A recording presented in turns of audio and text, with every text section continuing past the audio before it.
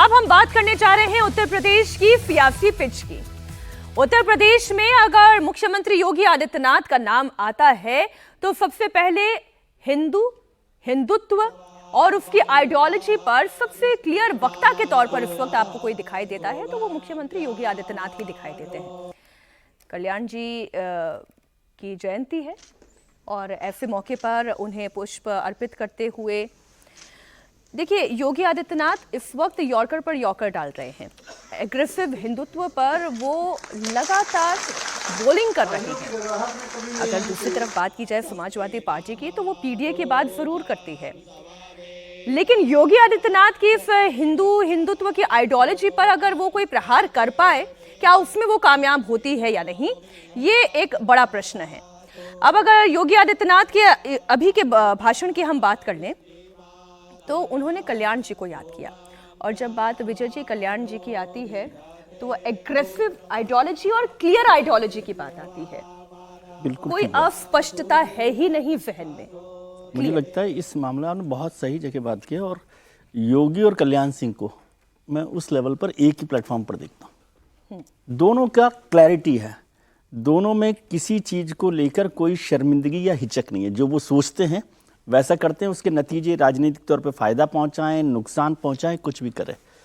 योगी जी भी आप देख रहे होंगे कि राजनीति में लोग तरह तरह की बातें करते हैं, आज कहीं कहीं, कल दूसरी पटरी पर, परसों चौथे प्लेटफॉर्म पर, लेकिन योगी भी वही बात करते हैं। और कल्याण सिंह को याद करो तो जो दिसंबर 1992 की बात है, 6 दिसंबर की बात है, उसमें याद कीजिए। मैं कल्याण सिंह को, क्योंकि वो हिंदुत्व की राम जन्मभूमि आंदोलन को याद कीजिए।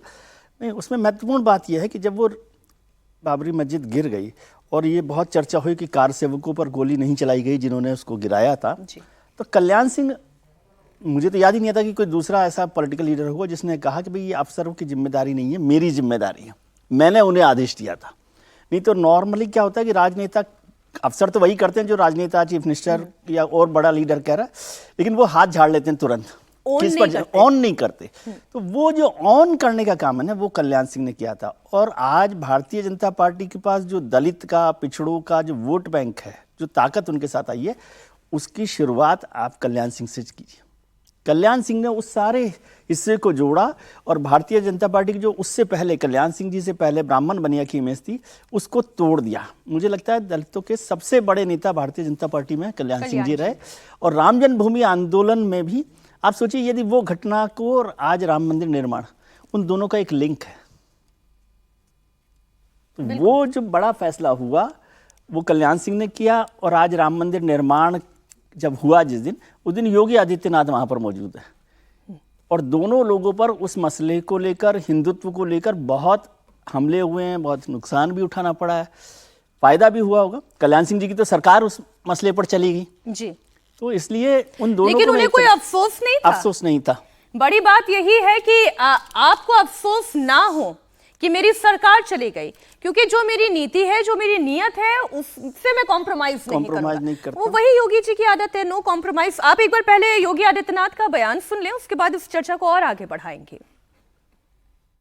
1947 में देश आजाद होता है, लेकिन सुशासन क्या होता है यह उत्तर प्रदेश के वासी नहीं देख पाए। इसका पहली बार एहसास लोगों को तब होता है जब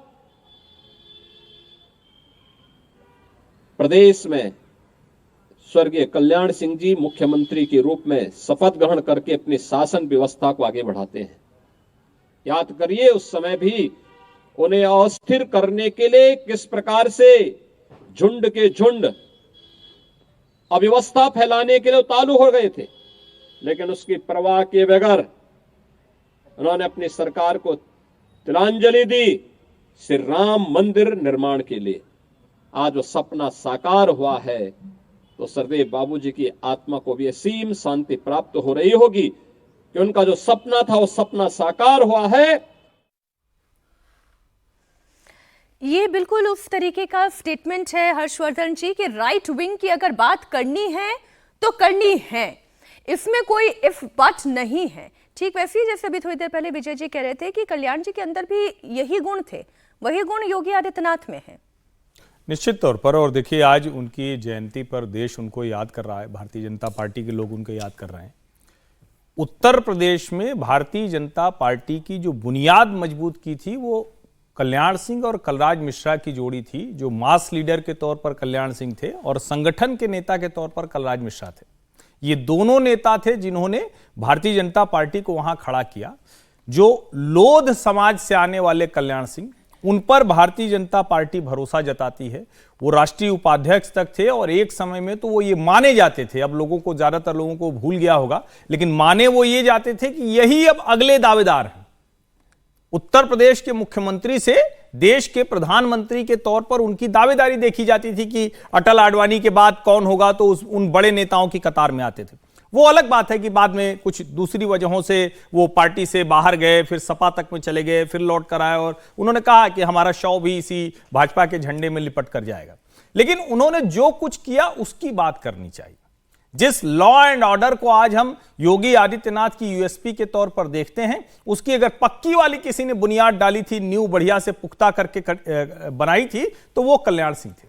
आज हम कहते हैं कि उत्तर प्रदेश में जो शिक्षा व्यवस्था है उसकी बेहतरी की बात करें तो वो कल्याण सिंह के शासनकाल में शिक्षा व्यवस्था बेहतर करने की, नकल की बीमारी से बाहर ले जाने की ये कोशिश उत्तर प्रदेश में हुई थी। अगर आज हम बात करते हैं कि जो सड़कें हैं उसको दुरुस्त करने की बात, उसके बीच में कई ऐसे कालखंड आए, लेकिन उन्होंने उसकी शुरुआत की थी कि हम इसको इस तरह से आगे लेकर बढ़ सकते हैं। और आज योगी आदित्यनाथ उसी को कई डिग्री ऊपर ले जाकर कर रहे हैं। मैं मतलब ये नहीं कहूंगा कि वहां रुके हुए हैं, उससे कई डिग्री ऊपर ले जाकर कर रहे हैं। जैसे आज संभल हो, आज ज्ञानवापी हो, आज अयोध्या हो, आज कहीं भी किसी जगह पर हो, जैसे आज योगी आदित्यनाथ बोलते हैं, अगर आप कल्याण सिंह के उस दौर के भाषणों को देखें तो वही आग, वही तीखापन, वही डायरेक्ट अटैक आपको नजर आएगा। और ये थोड़ा सा अगर पीछे जाकर देखें तो जितने भी भाजपा के शीर्ष के नेता हुए उनमें ये आइडियोलॉजिकल क्लैरिटी आपको दिखेगी, फिर वो चाहे अभी के प्रधानमंत्री नरेंद्र मोदी हो या जितने ऐसे नेता जिनको हम कहते हैं कि बीजेपी में ऊपर गए हैं, तो कल्याण सिंह की जयंती के बहाने ये भी याद करने का, एक सबक के तौर पर भी याद करने का। आप जैसे कह रहे हैं ना कि कई डिग्री ऊपर लेकर गए, विचार हो, संस्कार हो या फिर समाज हो, प्रगति हो, इसमें तो आरोहण होना ही चाहिए। आप कुछ बीच में जोड़ना चाह रहे थे। मैं तो केवल ये कह रहा था कि वो हो सकता है दिल्ली में आप रहते हो तो थोड़ा कम समझ में आए, क्योंकि दिल्ली की राजनीति में तो केवल एक ही गाना चलता है, जो तुमको हो पसंद वही बात करेंगे।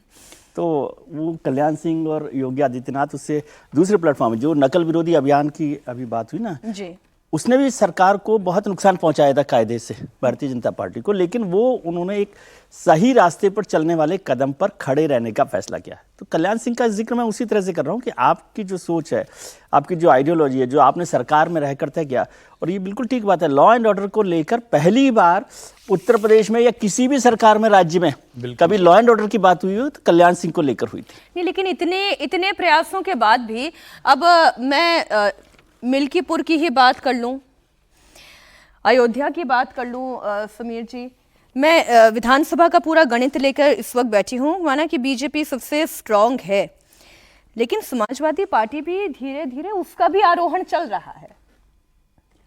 देखिए, जिस तरीके से लोकसभा के चुनाव परिणाम आए थे उसके बाद अखिलेश यादव को लग रहा था कि अब वो अपराजय हो गए हैं, और जो पीडीए जो उन्होंने बनाया है, तो उनके जो मूल वोट बैंक है मुस्लिम और यादवों का समीकरण, उसके साथ पीडीए भी जुड़ गया है और इसी कारण उनको 37 सीटें मिली है। और अब आने वाले 2027 के विधानसभा चुनाव में वो पूर्ण बहुमत की सरकार बनाने जा रहे हैं।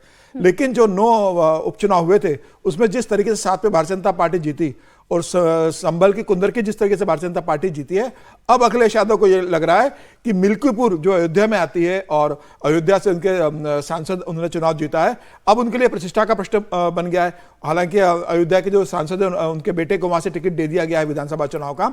अखिलेश यादव जानते हैं कि अगर मिल्कीपुर भी हार गए तो उनका जो पीडीए का जो नैरेटिव था कि पीडीए का जो उन्होंने समीकरण बिठाया था वो लगभग ध्वस्त हो जाएगा और 2027 में उसे बुलाने में उन्हें बहुत दिक्कत आने वाली है।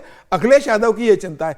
देखिए, अब कल्याण सिंह का जिक्र हो रहा है, तो कल्याण सिंह निश्चित रूप से हिंदुत्व के बड़े ब्रांड रहे हैं। अपनी सरकार उन्होंने राम मंदिर के नाम पर गंवाई है, लेकिन ये दुर्भाग्य भी रहा उनका कि राजनीति में उस समय 2009 में वो एक सांसद बनने के लिए उन्होंने मुलायम सिंह का समर्थन लिया, कि जिसने कार सेवकों पर गोली चलाई थी।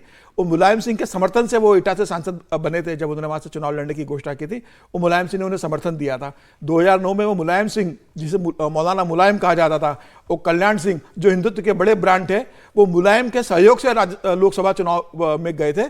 तो मुझे लग रहा है कि इस तरीके से राजनीति मुझे लगता है उन्होंने की। आखिरी के समय भारतीय जनता पार्टी से 2 बार उनका मोह भंग हुआ, फिर भाजपा में लौट के आए, फिर वो गवर्नर बने, राजस्थान के, हिमाचल के गवर्नर बने। लेकिन उनके बेटे को भारतीय जनता पार्टी ने राजनीति से स्टेब्लिश किया। लोधी कम्युनिटी के बड़े नेता थे और 2 ही नेता भारतीय जनता पार्टी में उस समय बड़े लोधी माने गए। एक कल्याण सिंह रहे, दूसरी उमा भारती जो मध्य प्रदेश की मुख्यमंत्री भी बनी, वो भी लोधी कम्युनिटी से आती है। तो पिछड़ा वोट जो भारतीय जनता पार्टी के साथ जुड़ा, उसमें बड़ी भूमिका कल्याण सिंह की रही थी। वो पिछड़ों के बड़े नेता माने गए। पिछड़ों में अभी भी बीजेपी की लोकप्रियता कल्याण बाबू की वजह से है, या बीजेपी के अपने कैंपेन, अपनी नीतियों की वजह से, या योगी आदित्यनाथ की फायर ब्रांड इमेज की वजह से? नहीं, मुझे नहीं लगता कि कल्याण सिंह की अब कोई बहुत बड़ी भूमिका है लोधी मतलब पिछड़ों के भारतीय जनता पार्टी से जुड़ने में। प्रधानमंत्री नरेंद्र मोदी खुद ओबीसी समुदाय से आते हैं, और जिस तरीके से भारतीय जनता पार्टी ने ओबीसी समुदाय के लिए किया है, सबका साथ सबका विकास की बात जो प्रधानमंत्री मोदी कहते थे कि सबका साथ सबका विकास, सबका विश्वास, सबका प्रयास, उस कम्युनिटी के लिए जो किया। भारतीय जनता पार्टी ने दलित को राष्ट्रपति बनाया, आदिवासी कम्युनिटी के बनाया, और लगातार जिस तरीके से समुदाय में काम किया, फिर मोदी का काम केंद्र में रहा हो, या उसके बाद 2017 के बाद से जिस तरीके से योगी आदित्यनाथ ने उस कम्युनिटी के लिए काम किया है, तो युवा वोट बैंक अब भारतीय जनता पार्टी के साथ जरूर जुड़ गया है। लेकिन कल्याण सिंह बड़े नेता रहे, राम जन्मभूमि आंदोलन के समय सरकार गंवाने वाले रहे, जब सरकार बचाने की कोशिश नहीं की, तो भारतीय जनता पार्टी में उनका योगदान रहा है, इसमें कोई दो राय नहीं है। तो आज याद करना भी बनता, और वैसे भी ओबीसी के नेता रहे हैं। तो एक समय जब भारतीय जनता पार्टी को बड़े उच्च वर्ग की पार्टी माना जाता था, उस समय कल्याण सिंह को इतना प्रभुत्व मिलना, मुख्यमंत्री बनाना, ये एक बड़ी बात थी। तो मुझे लगा आज की भी तारीख में अगर आप अगर सोशल कॉम्बिनेशन पार्टीज के लिहाज से देखें, तो हर्षवर्धन जी, वो सोशल कॉम्बिनेशन में भी एनडीए बेहतर दिखाई देता है। अपना दल हो, राष्ट्रीय लोक दल हो, सुभासपा हो, निषाद पार्टी हो, एक वो सोशल बैलेंस एनडीए में भी है। देखिए, एनडीए में भी है, ये तो अच्छी बात है, लेकिन भारतीय जनता पार्टी को हमेशा, और पहले भी मैं इस पर चर्चा कर चुका हूं, कि भारतीय जनता पार्टी के लिए हमेशा कहा जाता है, जैसे अभी मोहन यादव को बनाया गया था तो सबने कह दिया कि देखिए अभी यादवों को लाने के लिए कर रहे हैं। हमारे प्रतापगढ़ के जिले के बाबूलाल गौर हैं, वो भी यादव हो, मध्य प्रदेश के मुख्यमंत्री बनाए गए थे उमा भारती के बाद, ठीक है, वो उस तरह से नहीं चल पाए। फिर शिवराज सिंह चौहान को बनाया गया। भारतीय जनता पार्टी ने अगड़े पिछड़े की राजनीति की ही नहीं, और अगर स्पष्टता से कहें तो जिस हिंदू यूनिटी की बात वो करती है, उस हिंदू एकता का ख्याल उसको हमेशा इस बात में रहा कि कहां किसको किस जगह रिप्रेजेंटेशन देना है, कहां किसको किस जगह पार्टी में लेकर आना है, और वो चाहे मुख्यमंत्री बना रहा हो, मंत्री बनाना रहा हो। और अब अगर आप ध्यान से देखें, देश के सर्वोच्च पद पर, भारत के सबसे ताकतवर नेता के तौर पर अगर एक ओबीसी, एक जिसको कहते हैं कि प्रधानमंत्री नरेंद्र मोदी को गुजरात के मुख्यमंत्री से यहां लेकर आना, तो ये संघ की और भाजपा की वो रणनीति दिखती है, जिसमें जब वो हिंदू एकता की बात करते हैं तो कहते हैं कल्याण सिंह भी उसी का उदाहरण है, उमा भारती भी उसी का उदाहरण है, शिवराज सिंह चौहान भी उसी का उदाहरण है, और नरेंद्र मोदी तो जीते जागते उदाहरण है ही।